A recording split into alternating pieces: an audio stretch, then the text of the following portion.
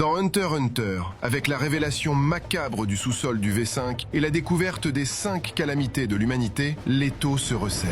Alors que le président Netero ordonnait au Zodiac de stopper son fils en allant sur le continent caché en premier, Beyond a retourné la situation en se laissant capturer volontairement. Le V5 et l'association n'ont plus le choix. La boîte de Pandore est ouverte et le voyage vers le nouveau monde est désormais inévitable.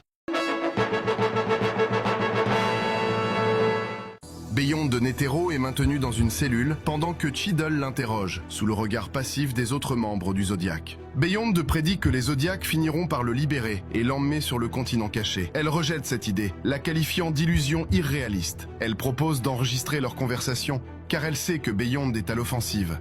Il explique alors les positions officielles et officieuses du V5.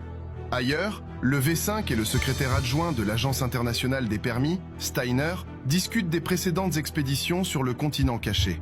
Leurs archives font état de 149 tentatives d'exploration, mais seulement 28 personnes ont survécu à 5 expéditions, dont celle de Beyond. Mais chacune a pu être permise grâce à la collaboration d'un guide. Et sans guide, l'humanité ne sait même pas passer la première ligne de la frontière marine. Parmi ces 28 survivants, seuls 3 ont finalement survécu. Un employé questionne l'identité des guides. On lui répond qu'il s'agit d'un être particulier, assigné par le gardien de la porte, qui sont un clan bestial du continent caché et font les médiateurs entre le monde connu et le continent caché. Les moyens officiels pour arrêter l'expédition de Kakin étant très limités, Steiner propose au V5 de les rejoindre, pour ainsi former le V6, afin de pouvoir avoir une main mise sur l'expédition et ainsi changer le plan du voyage, faire arrêter les civils de l'expédition sur un nouveau territoire, juste devant la frontière du continent caché. Alors que Cheadle et Beyond poursuivent leur entretien, Kanzai demande à quelqu'un de lui traduire la conversation. Sako explique simplement que Beyond a proposé au roi de Kakin de devenir une figure historique en échange d'un billet pour le continent caché, et que le V5, pour ne pas perdre la face, demande à l'association de surveiller Beyond.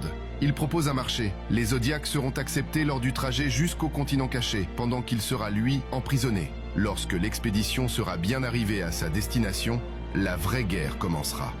Ce que Cheadle accepte, car elle sait qu'elle n'a pas d'autre choix.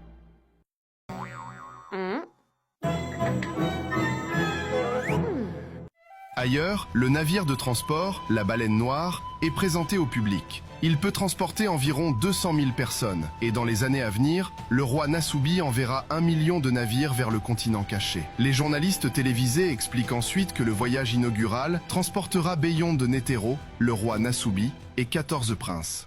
Jin arrive au repère de l'équipe d'expédition du continent caché de Beyond et confronte Pariston en s'invitant de lui-même dans le groupe. Jin sait que si le gouvernement ne répond pas à la provocation de Beyond et ne les envoie pas sur le continent caché, Pariston déploiera 5000 chimères. Il ajoute qu'il ne laissera plus agir à sa guise et le défie. Alors que Pariston jubile, persuadé que Jin a enfin accepté d'être son adversaire, Jin le refroidit immédiatement. Dans cette histoire de conquête du continent caché, il ne cherche pas l'affrontement. Il souhaite mener à bien ses ambitions sans gêne.